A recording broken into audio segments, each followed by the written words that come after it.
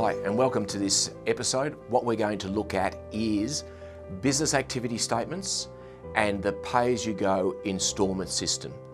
Now, the business activity statements are really there for people that have registered for GST and have an ABN number.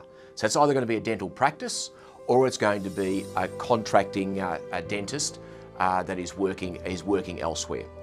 The business activity statements are either on a monthly, quarterly, or an annual basis, but most often it will be a quarterly basis that's required. Based on your ABN registration, there'll be a number of other things that may be on that BAS, such as tax on wages if you're if you're running a business, GST, and potentially instalments of income tax, which we'll talk about later. You've got 28 days to lodge that BAS from the end of the quarter, but this can be extended if you lodge electronically or if you lodge through an accountant to 56 days or close enough to 2 months. Most of the business activity statements are now lodged electronically, but some clients are still receiving paper forms. They're an orangey coloured form, and if you are receiving those forms, this is what they would look like.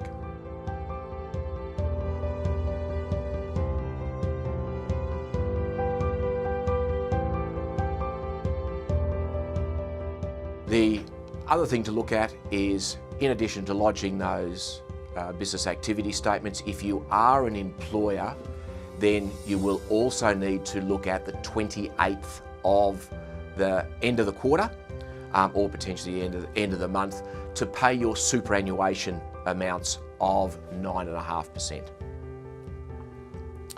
I'm now going to run through an example for a dentist and the Pay-As-You-Go Instalment System. Okay, what I've done is I've drafted an example for a dentist that's potentially a new grad, has just started, worked part way through their first year, and they earn $40,000 in year one.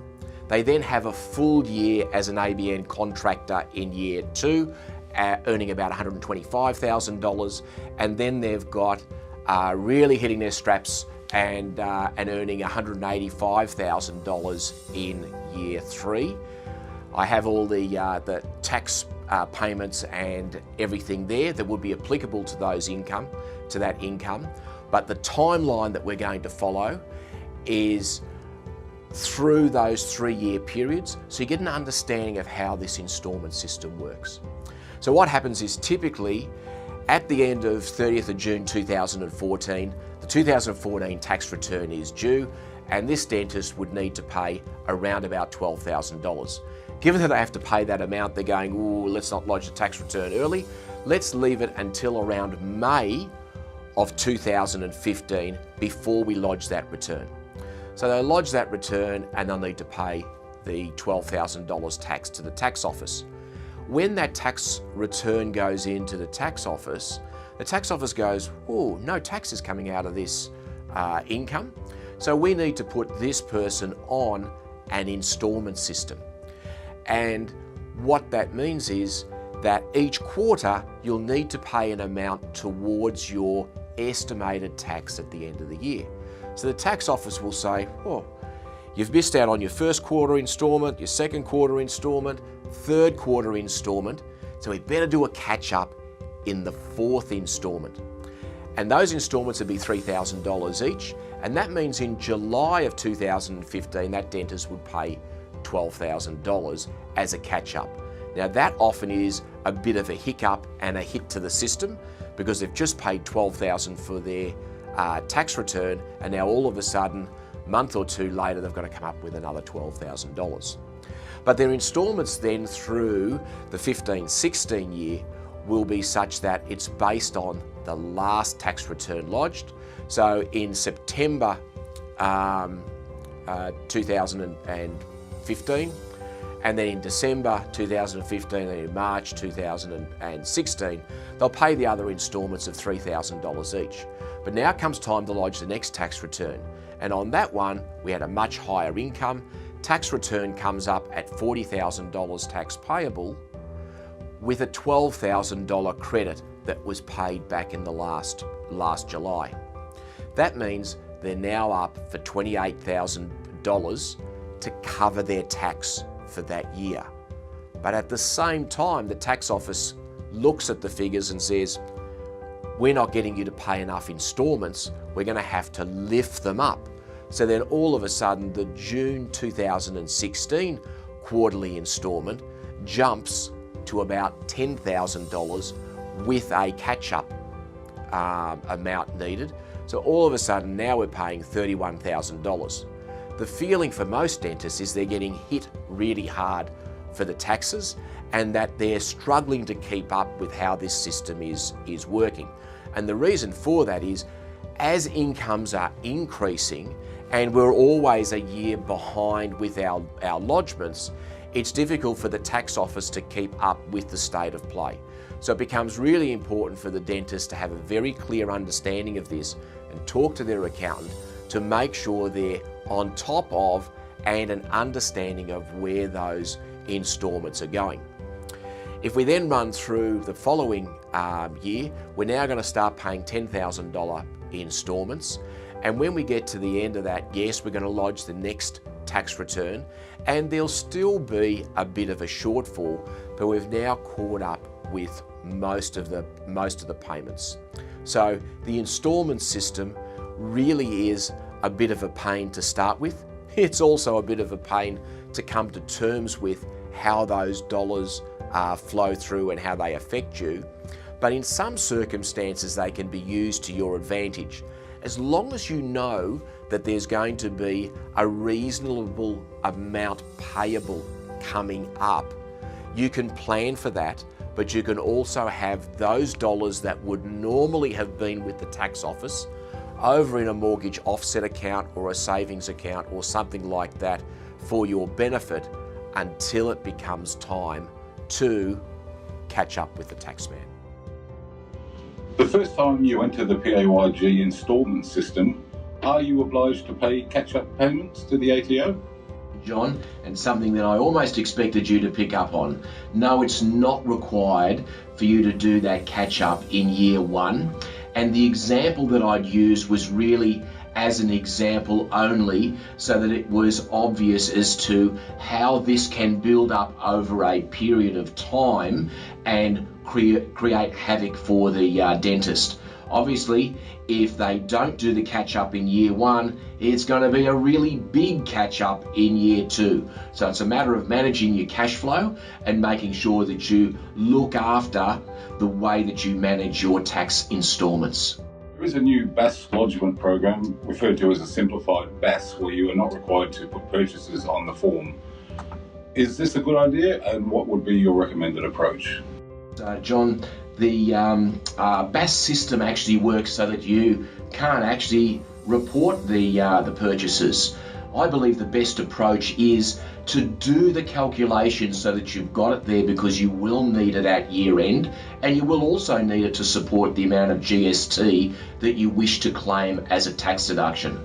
So our preference, and what we're certainly doing at MW Partners, is making sure we've got an accurate record of it, but we're reporting in accordance with the simplified BAS system.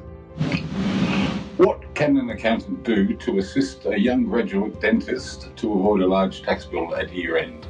For the dentist to do is to see us earlier rather than later, because that means we can prepare the tax return sooner and advise them well in advance so that they know how much tax will be payable and what their expected instalments will be.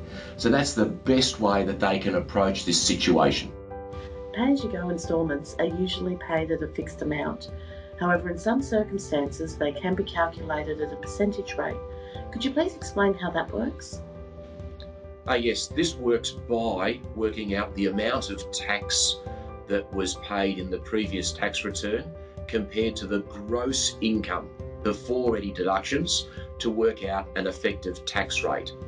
The tax office can apply that tax rate to income each quarter, and that will give a different instalment amount each and every quarter based on the income generated. Sometimes we have a preference in using this method. It is the taxpayer's choice, and that would be where their income fluctuates widely during the course of the year so that they can then pay the correct amount of instalments in each quarter. Albert, given that a BAS is lodged every quarter, why isn't the tax office more accurate when calculating pay-as-you-go instalments? That's a very common question, but the tax office does not look at the business activity statements when estimating your instalments for income tax. It looks at the last tax return that you lodged and presumes that your circumstances will be similar. So if you are behind in lodging your tax return, so you haven't lodged one since 2014, your instalments will in fact be based on your 2014 income, even though you've been lodging 2017 or 2018 business activity statements. So the tax office is legally tied into looking at your last income tax return and not BAS statements. Because pay-as-you-go instalments are paid in arrears, what happens if there's a change in the dentist's circumstances? You know, for example, that they go back to being an employee dentist rather than a contracting dentist? That's a great question, Alison. In a lot of circumstances, it's possible to vary the future instalments that are coming through, and for that, the accountant will, at that point in time, estimate what the full tax should be for the year, deduct the instalments that have already been paid, and then do a variation for the balance of the year. Obviously, the later in the year that the change occurs, the more accurate we can be with varying those instalments. And remember, if you vary and then your circumstances change again, you will need to make sure you don't have a shortfall and do a correction.